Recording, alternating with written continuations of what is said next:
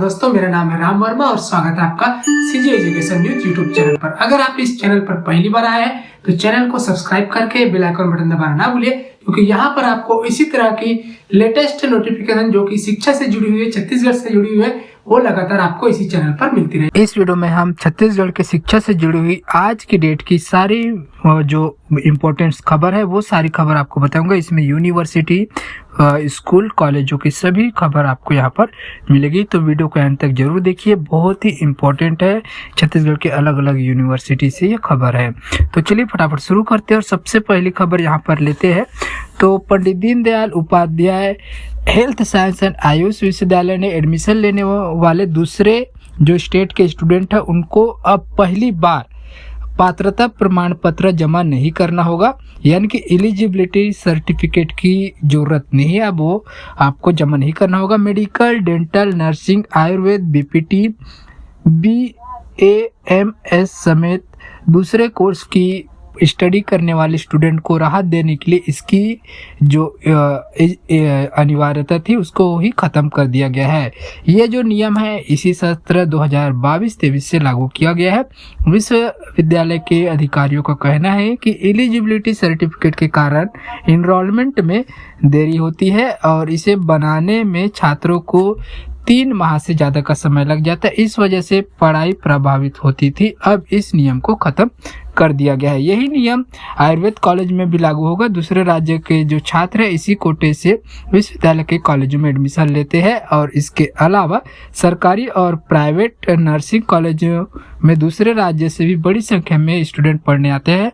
वैसे में छात्रों को पात्रता प्रमाण पत्र की जरूरत होती थी, जो अब नहीं बनवाना पड़ेगा। तो इससे एक चीज होना तय है कि दूसरे राज्य के स्टूडेंट अब ज़्यादा छत्तीसगढ़ में आकर पढ़ाई करने लगेंगे, क्योंकि जो उनका हेडेक था बहुत बड़ा कि उनको एलिजिबिलिटी सर्टिफिकेट बनवाना पड़ता था, वो अब यहाँ पे नहीं लगेगा। तो आगे आने वाले टाइम में जो दूसरे स्टेट के स्टूडेंट है वो छत्तीसगढ़ में आके अब ज़्यादा संख्या में एडमिशन लेंगे।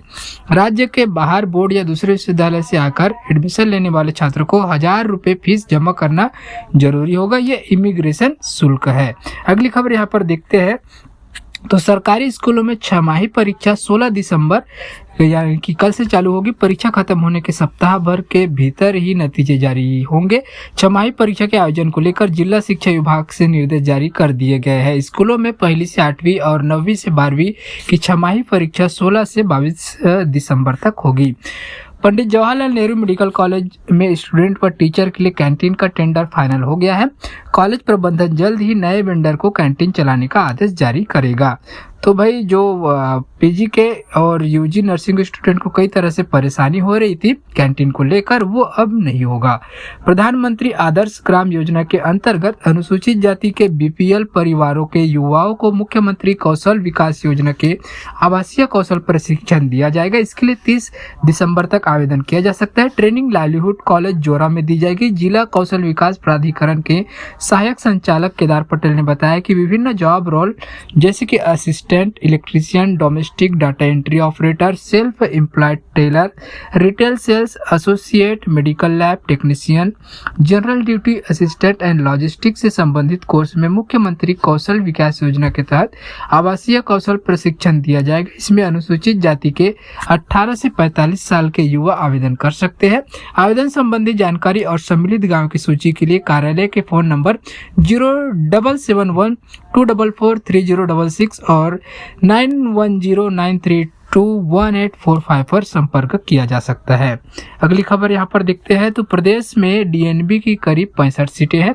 इनमें नीट पीजी से एडमिशन हो गया है। बाद में यह अफवाह फैला दी गई कि नीट पीजी के बिना भी इसमें एडमिशन हो जाएगा, इसके लिए परीक्षा देने की जरूरत नहीं है।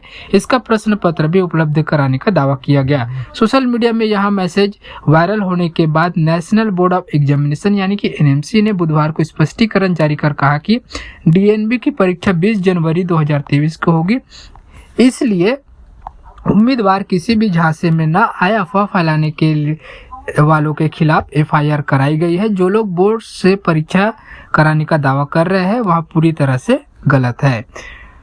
बस्तर यूनिवर्सिटी का शैक्षणिक कैलेंडर लगातार पिछड़ता जा रहा है। पहले ही बीयू की वार्षिक परीक्षा तय शेड्यूल से 2 महीने पिछड़ती नजर आ रही है। इसी बीच बीयू की सेमेस्टर परीक्षाओं में भी देरी हो रही है। बीयू की सेमेस्टर परीक्षा के लिए फॉर्म भरने की अंतिम तिथि बुधवार को थी। फॉर्म भरने की प्रक्रिया अभी पूरी हुई है। इसके बाद टाइम टेबल जारी करने और परीक्षा करवाने में 15 दिन का समय और लग जाएगा, जबकि तय शैक्षणिक कैलेंडर के हिसाब से दिसंबर के पहले हफ्ते से ही बीयू की सेमेस्टर परीक्षाएं हो जानी थी। इधर प्रदेश के अन्य यूनिवर्सिटी जैसे कि दुर्ग और जो परसू यूनिवर्सिटी है, यहाँ पर सेमेस्टर परीक्षा शुरू हो गई है और अध्ययनशाला में पढ़ाई करने वाले छात्रों का सिलेबस भी आधा अधूरा पड़ा हुआ है। अध्ययनशाला में बायोटेक डिपार्टमेंट सहित कई डिपार्टमेंट में पढ़ाने पूरे प्राध्यापक नहीं है। कुछ डिपार्टमेंट में संविदा व अतिथि शिक्षक के भरोसे व्यवस्था चल रही है।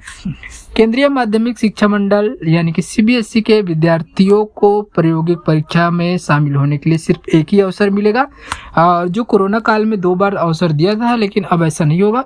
बोर्ड की प्रायोगिक परीक्षा 1 जनवरी से शुरू होने वाली है। इससे पहले सीबीएसई ने प्रैक्टिकल व इंटरनल असेसमेंट के बारे में जरूरी निर्देश जारी किए हैं।